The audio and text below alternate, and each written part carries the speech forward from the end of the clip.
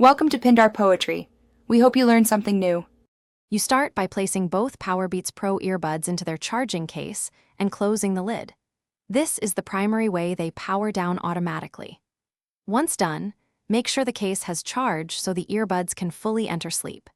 If you don't have the case handy, you can immediately turn off Bluetooth on your phone or enable airplane mode to stop active connections and conserve battery until you can use the case.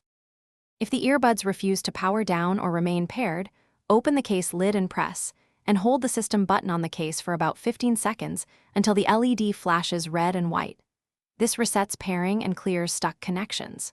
Once the reset completes, close the lid and wait 30 to 60 seconds so the earbuds can enter their sleep state.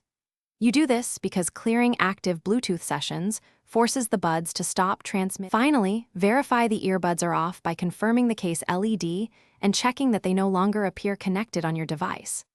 If one or both stay powered, make sure the metal charging contacts are clean and reseat each bud in the case for at least 1 minute to force charging and sleep.